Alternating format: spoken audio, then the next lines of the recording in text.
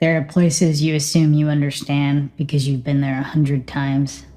The same bench, same path, same noise in the distance. Until one morning, you realize something has been closer than you thought the entire time. The first thing I noticed that morning was the sound. Not birds, not wind, machines. A steady metallic grinding, then a pause, then something heavy clanking into place. It wasn't enough to shake anything, but it threaded through the park like a second kind of air, the way construction noise always does. You stop hearing it until you try and listen to something else. I'd promised my sister I'd take Maya to the playground, same as most Saturdays. Same soft routine, shoes on, hair pulled back, snack bag, water bottle. Maya in her little purple jacket, even though it wasn't that cold. She was 6 then. Or maybe she just turned 6, I'm not sure. There's a picture somewhere with a cupcake and a candle, and she's squinting at the flame like it's rude. The woods behind the park were being torn down. Everybody in town knew that. There were bright orange permit signs stapled to posts and taped to the chain link fence. And somebody had spray painted lines on the trunks of the closest trees like they were being selected. There were little flags in the ground, pink and yellow, marking something invisible. Every time I looked at the woods, I could see the future in it. Stumps, dirt, trucks, then houses with more gray siding and tiny ornamental trees planted like apologies. Maya didn't care about any of that. She cared about the swings. She ran ahead of me across the mulch, already half climbing before I'd even reached the bench. I sat where I always sat, same bench under the same tired maple tree that dropped little helicopter seeds onto the ground in spring. And I set my phone on my thigh like I was holding it for someone else. My sister texted something about lunch plans, something about whether Maya could have screen time later. I remember typing back with one thumb, distracted, watching Maya pump her legs in a way that was still more enthusiasm than technique.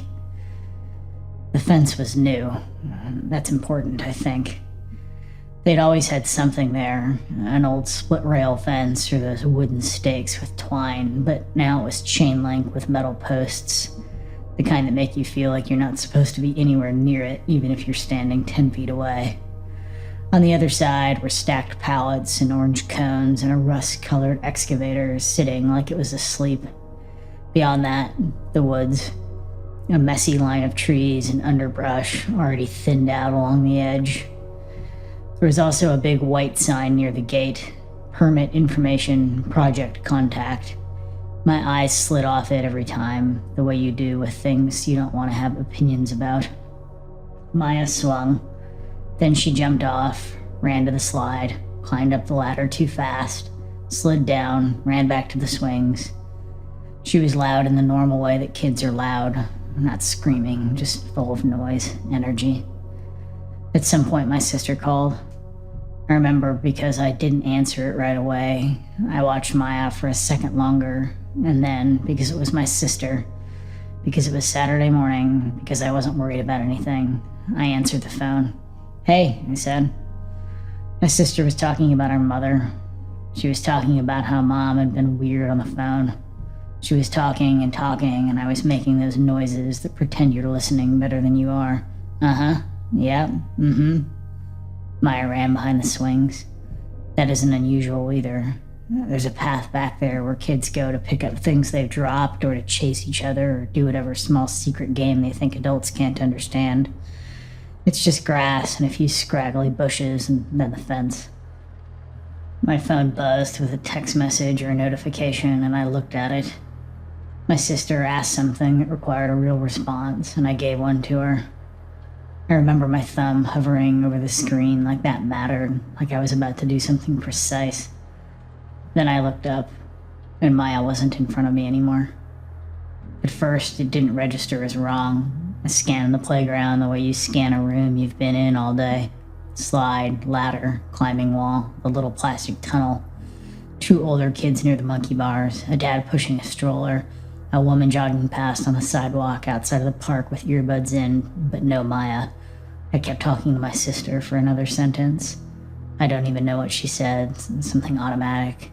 Then I stopped. Hey, hang on, I told her. My voice changed. I heard it change. It got sharper, like I stepped on something. What? My sister said. Maya, I said, just hang on. I stood up so quickly my phone almost fell out of my hand. I didn't end the call. I should have. I don't know why I didn't. I had this weird idea that if I stayed on the phone, if my sister kept talking, it would be less real. Maya? I called and tried to keep it light, like I was playing. Nothing. Maya? I called again, louder. Kids sometimes ignore you when they don't want to stop what they're doing. She wasn't a runner. She didn't have that impulsive bolt thing that some kids do. She actually liked rules. She liked being told she'd done a good job. She liked to know where the boundaries were so she could toe them. That's part of why it hit so hard, that blank space where she was supposed to be. I walked fast to the slide and checked behind it, then in the tunnel. I crouched and looked through. Just plastic and a dark and crushed juice box. I checked behind the climbing wall. My sister's voice was still in my ear. What's going on? What do you mean, hang on? Is she... She's right here, I said, even though she wasn't. She's around. She went behind... I moved behind the swings. There were 2 sets, the baby ones and the regular ones. Beyond them, the grass was worn from kids' feet. You could see where a ball had made an arc and flattened the weeds. Past that was the fence. It ran the length of the woods, a straight line that felt like it should keep everything in its place. Right behind the swings, there was a gap where the chain link didn't quite meet the ground. It wasn't big, but you could see how a kid could slip under it if they turned sideways and committed to it. I didn't see Maya. I didn't see any movement. The sound of machines was louder back there. Not constant, a whine, then a long groan, and a clatter like someone dropping a load of metal pipes. Tell me you see her, my sister said. I'm looking, I said. Maya, I yelled, and it cracked on the second syllable. I stood there for a second with my hand on the fence, staring into the woods as if the trees would point her out. The line of brush was patchy. There were thin saplings and piles of dead branches where they'd already cleared. I should have gone to the other adults. I should have said, have you seen a little girl in a purple jacket? I should have called the police. I should have done any of the sensible things that people do in these stories. Instead, I did the thing that made sense only to my body. I lifted the bottom of the fence where the gap was, and I ducked under it. The metal scraped my jacket zipper and snagged a thread. I felt it catch and then let go. My skin prickled. On the other side, the ground was uneven, rutted by tire tracks. The dirt was compacted and pale, like it had been turned over recently. There were wood chips and broken twigs and little bits of orange plastic ribbon. Maya, I called again, and my voice sounded wrong here, swallowed by the trees. Like I was yelling into someone else's space. I could see the playground through the fence. It made everything look far away, like a picture you couldn't step back into. I walked into the wood's edge, pushing aside thin branches. They slapped at my sleeves. A spider web caught on my cheek, and I swiped at it too hard. I remember that detail with an embarrassing clarity, the way my hand trembled. Maya, I said again, but quieter now, like she might answer if I wasn't aggressive about it. Nothing. I kept going. I wasn't following a path. There wasn't one. Just brush and little clearings where they'd cut. I stepped over a length of hose. I passed a stack of concrete forms covered by a tarp that snapped lightly in the breeze. Everything smelled like sap and wet earth and diesel. Then I saw something that made my brain pause, the way it does when you see a familiar person in the wrong context. A porch. Not a shed. Not a trailer. A porch with 2 steps and peeling white paint. A railing that had been patched in one spot with a different kind of wood. A single porch light fixture above a door, the bulb missing. The house felt immediately out of place. It was tucked behind a cluster of trees, too close to the fence line. If I'd been on the playground, I don't think I could have seen it. The fence and the angle and the swings would have blocked it, and the trees were positioned like somebody had tried, not very hard, to keep it half hidden. It was a small house, single story, small, the kind of house you'd expect to see at the edge of an old property, maybe a caretaker's place. 2 rooms, if you believed the shape of it. A main rectangle and a smaller bump out that could have been a kitchen or a back room. Siding was faded but not ruined. The roof sagged slightly in one corner, but not enough to look abandoned. There were no broken windows, no curtains. It didn't belong there. Not in a poetic way, not in a this is haunted way, more in a zoning way. Like, how did I not know this was here? How would this not have been on Google Maps? And the porch, at the top step, standing inches from the door like she'd been placed there, was Maya. Her purple jacket, her ponytail slightly loose, her hands at her sides. She was staring still and looking directly at the door. "Maya?" I said, and my voice went soft with relief, so sharp that it made me dizzy. "Maya, oh my God." She didn't turn. "Maya?" I said again. Still nothing. For a second, I thought she was playing, that she was waiting to jump or say boo or whatever little kids do when they think they've made an adult worried and want to enjoy it for one more beat. But her posture wasn't playful. It was blank, like a kid in a school play who forgot what they were supposed to do next and just froze. I climbed the porch steps. The wood creaked under my weight, loud in the quiet. I reached out and put my hand on her shoulder. Her jacket was cold. Not wet, just cold, like she'd been standing in the shade. "Maya," I said, "look at me." She blinked, slowly, then again. Her eyes moved just a little from the door to me, like her attention had to travel a distance. "Oh," she said, like she just remembered she could talk. I exhaled, my knees went loose. "What the hell?" I said, caught myself. Hated myself for talking to her like that. "Where did you go? You can't just do that. You can't." She stared at me, not scared, not guilty, just neutral. "Did you go inside?" I asked. She didn't answer. "Maya," I said, and I felt my voice tighten. "Did you go inside the house?" She looked at the door. The door was closed. The paint was cracked in long vertical lines. There was a brass knob with a dark smear around it, like too many hands had touched it. "No," she said finally, "I didn't." "Did someone bring you here?" I asked, and my heart did something ugly in my chest. She frowned, as if the question was annoying because it asked her to think. "No," she said again, "I just..." She stopped. Her mouth stayed slightly open. "What?" I said. "You just..." She swallowed. "I just walked." "Why?" I asked. She shrugged. Behind us, the machine noise rose, a sudden loud grinding that made the porch vibrate slightly. I flinched without meaning to. Maya didn't. I looked at the house. I looked at the windows. They were clean, not polished, just not dirty. No cobwebs, no dust. The glass reflected the trees. I couldn't see into it from that angle. My sister's voice was still faintly coming through the phone, which I realized I was still holding and still on a call. I had her on speaker without intending to. "Hello? Hello? What's happening? Are you kidding me right now?" I turned the phone off. Not ended the call. I just hit the screen button and turned the whole thing off. That's another stupid detail, like I was trying not to fully commit to reality. "Maya," I said, and I crouched so my face was level with hers.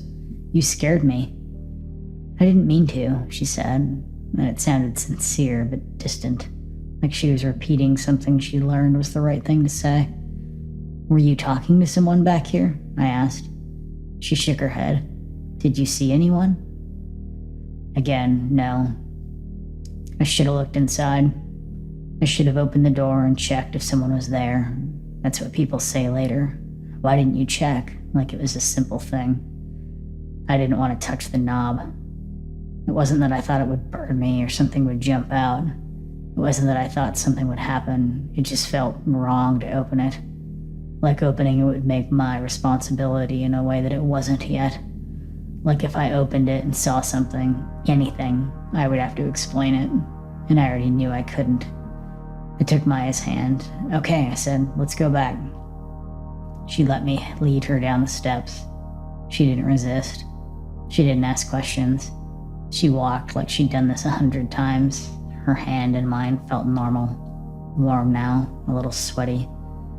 As we walked back through the brush, I kept looking over my shoulder, expecting the house to change when I wasn't looking at it, expecting the porch to be gone, or expecting it to reveal itself as a trailer or a piece of equipment or a shed I'd misread.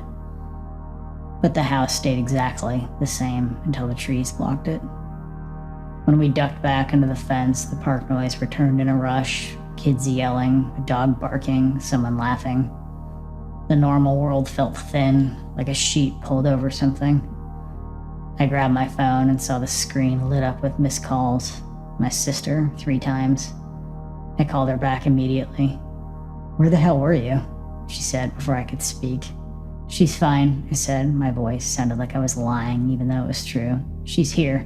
She just wandered behind the swings." "What do you mean wandered?" my sister snapped. "You lost her?"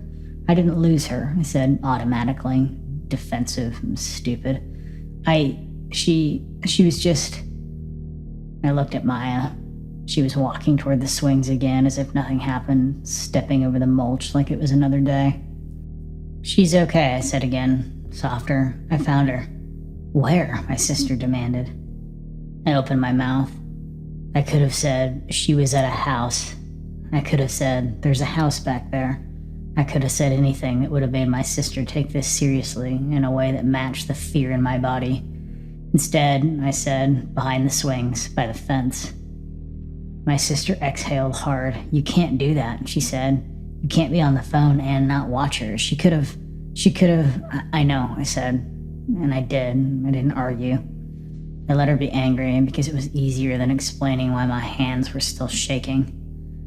Maya played for another hour. It was normal. She asked for water.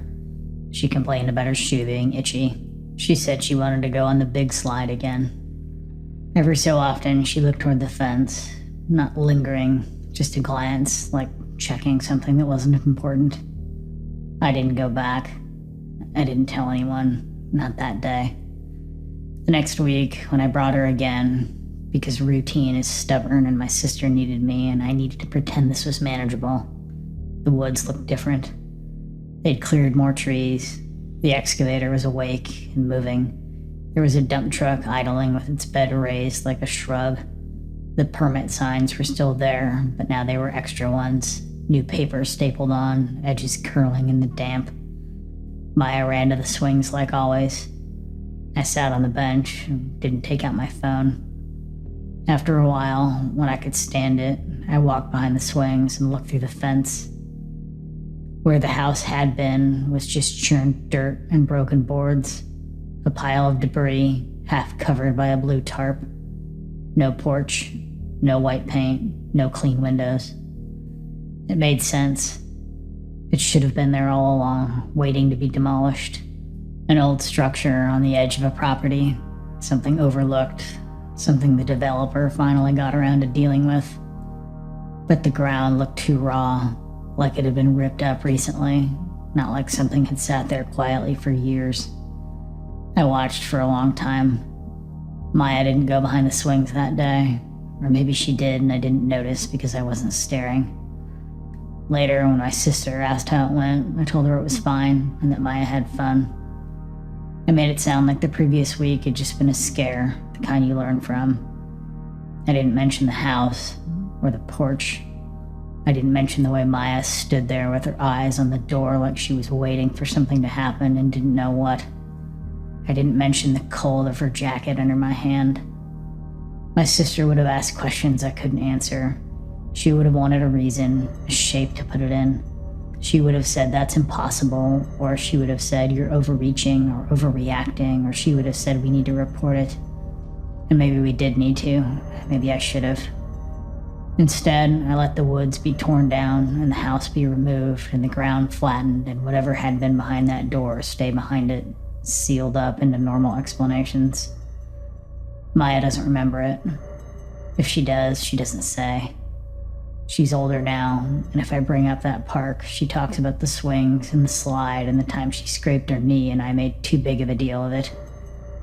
Sometimes, if we drive past the new development, that neat row of homes with little porches that all look like someone chose them from a menu, she'll stare out the window for a second longer than she needs to. Then she'll look down at her tablet like it's nothing. And I don't ask her what she's looking for.